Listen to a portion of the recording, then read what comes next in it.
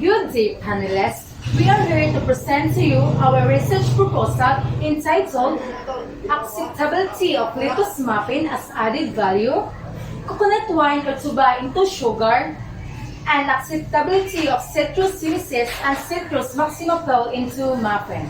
Before we formally started, may I introduce our group? My name is Marquez Vienes, together with my co-researchers, Ms. Maricel B.Malaque, Ms. Leah Sermi Maghanoy, and Ms. Melcar D. Mutia. Good day to our panel of judges. I am Lester May J. Maghanoy, your first researcher, to introduce to you our first title, which is the Acceptability of Lettuce Muffin as Added Value.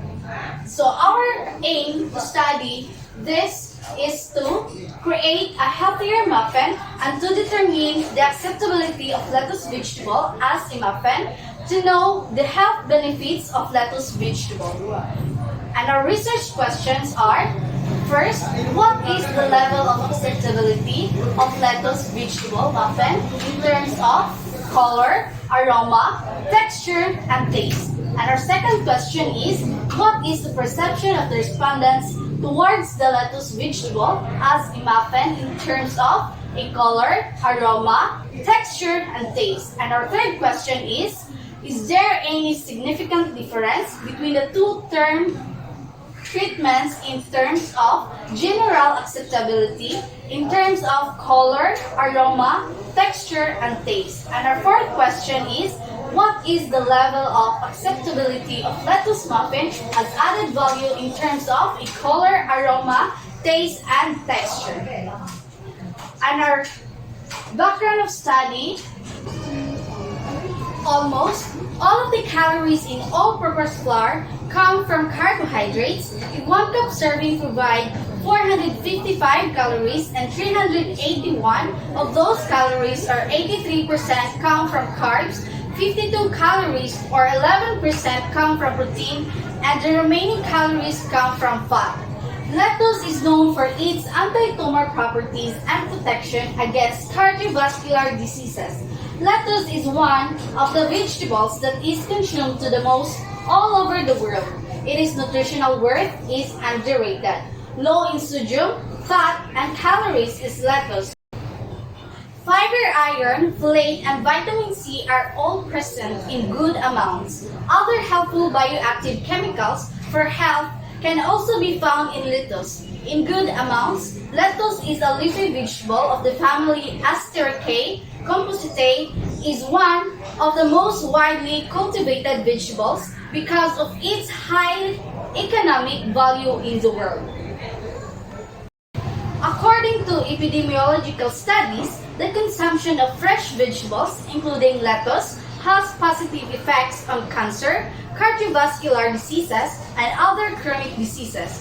These positive effects to human health are mainly due to the presence of multiple antioxidant components such as phenolic compounds, ascorbic acid, glutathione, and carotenoids in lettuce. It is one of the most important worldwide dietary products. It provides vitamins and other nutrients, including phenolic compounds, carotenoids, and vitamin E. Besides, it is the source of other bioactive compounds such as niacin, omega-3 fatty acids, and flavonoids. Good day again, panelists. So we are the second researchers of our study entitled Coconut Wine or Tuba into Sugar. So the objectives of this study is that to produce a quality source of sugar, to produce a lesser price than commercial sugar, and we can utilize the resources in our backyard. And these are the following questions. First, what is the level of acceptability of coconut wine as a sugar in terms of color, aroma, texture, and taste? And the second question is, what is the perception of respondents towards the coconut wine as a sugar in terms of color, aroma, texture, and taste? And the last question is there any significant difference among the commercial sugar and the coconut wine as a sugar in terms of color, aroma, texture, and taste. So the background of the study is that coconut is the fruit produced by the coconut palm or Cocos nospera and is usually found in tropical regions.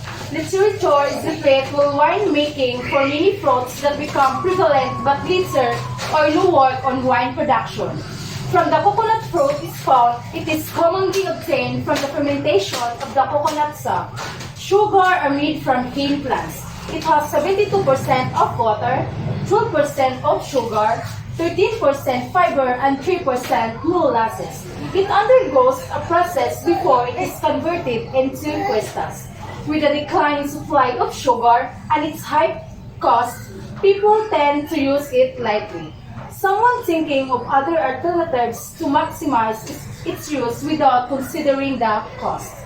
The basic necessities are people's priorities in a daily basis, and the problem of expenses and budgeting has become common to all.